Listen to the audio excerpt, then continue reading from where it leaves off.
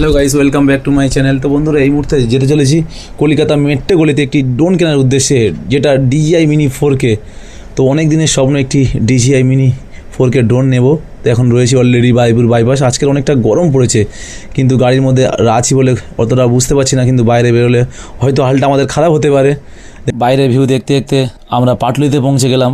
এখন রয়েছে বাইপাস। অনেকটা গরম পড়েছে, যার কারণে রাস্তায় গাড়ি অনেকটা কম।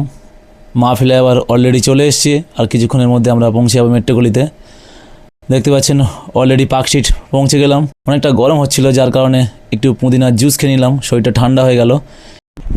তো বন্ধুরা, এখন আছি মেট্রোগলিতে, দোকানে গিয়ে দেখাচ্ছি ড্রোনটা হাতে নিয়ে।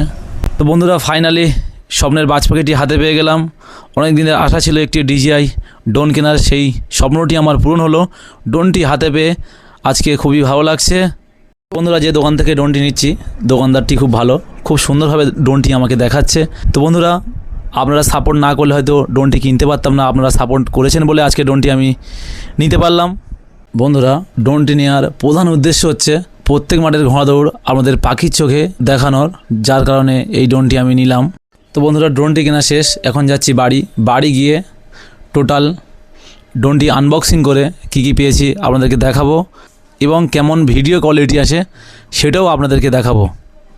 তো বন্ধুরা, অলরেডি বাড়ি চলে এসেছি, এখন দেখাতে চলেছি ড্রোনটা আপনাদের আনবক্সিং করে। তো দেখতে পাচ্ছেন আজকে এর মধ্যে কি আছে।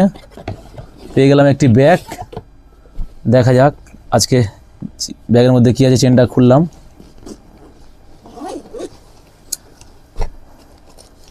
দেখা যাক প্রথমে কি পাওয়া যায়।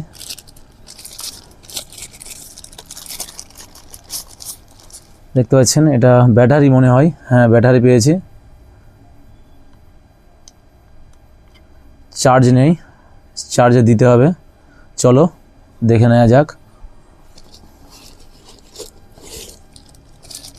পরে আবার আরেকটি পেয়ে গেলাম RC DJI এর, যেটা আমার সবচেয়ে আশা ছিল DJI। দেখতে পাচ্ছেন, আবার দেখা যাক। যেটার জন্য এতদিন অপেক্ষা করেছিলাম সেই জিনিসটা দেখতে পাচ্ছেন, DJI মিনি 4K।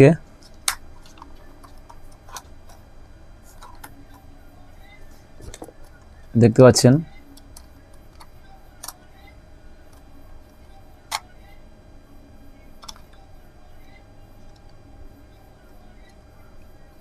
আজকের যেটার জন্য এত কিছু, সেই জিনিসটা আমার হাতে পেয়ে গেছি। তো বন্ধুরা, এখন ড্রোনটি উড়িয়ে আপনাদেরকে দেখাবো ড্রোনের ভিডিও কোয়ালিটি কেমন কি আসে, চলো দেখে নেওয়া যাক।